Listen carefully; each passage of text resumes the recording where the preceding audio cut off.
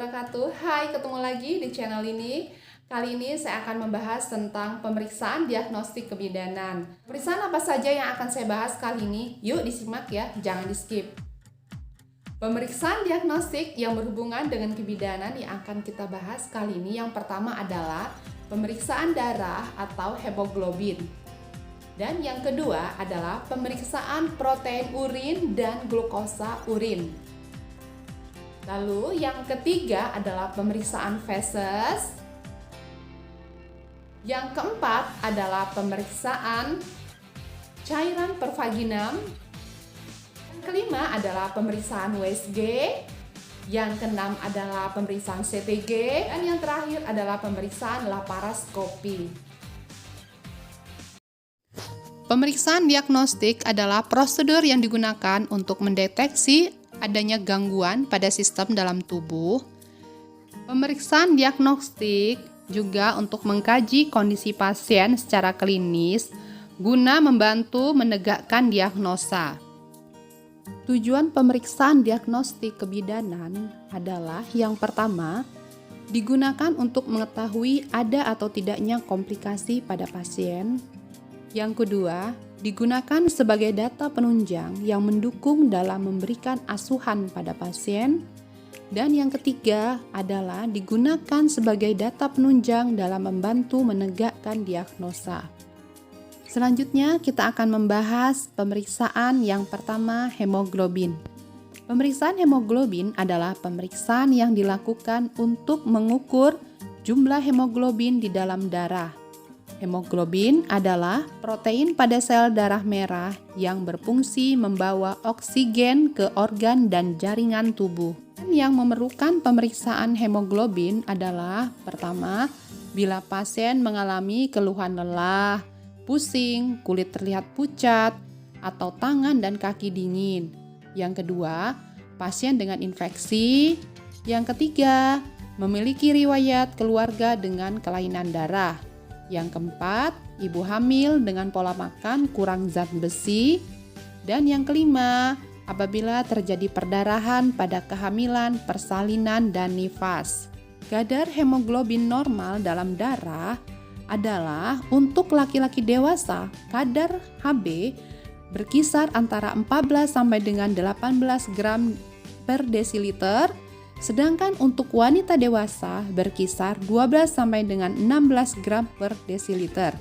Sedangkan kadar hemoglobin normal pada ibu hamil adalah pada trimester 1, hemoglobin normal 11 gram per desiliter.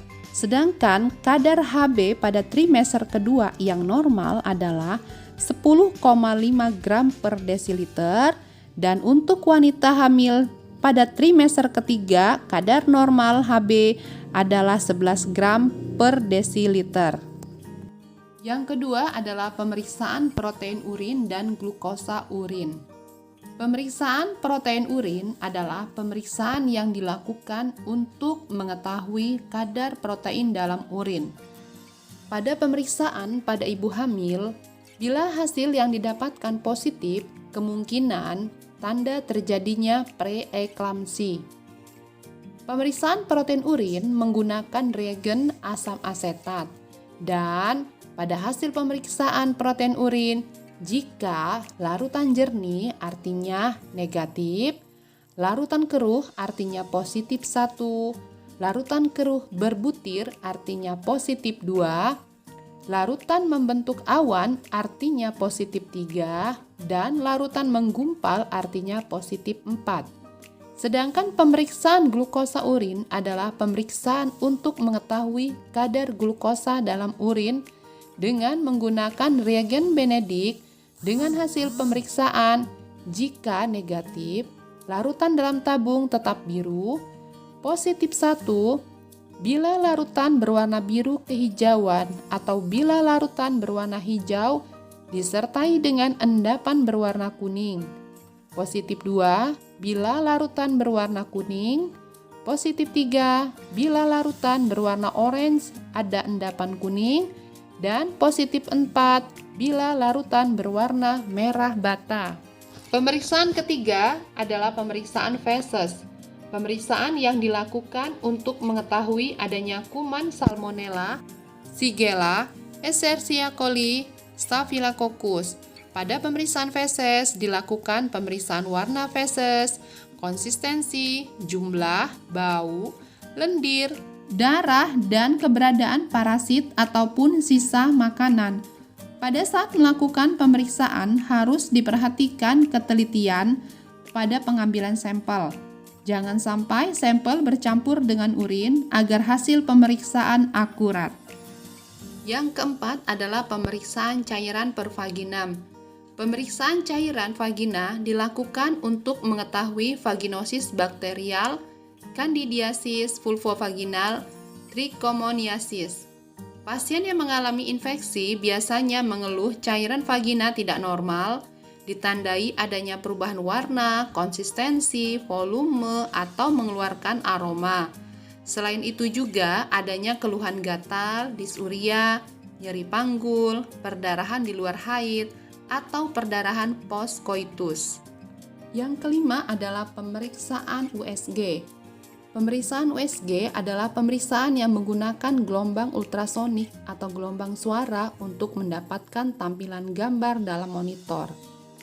Jenis pemeriksaan USG ada yang pemeriksaan USG 2 dimensi atau gambar melintang dan memanjang, USG 3 dimensi, gambaran mirip dengan aslinya, USG 4 dimensi, gambaran dapat bergerak.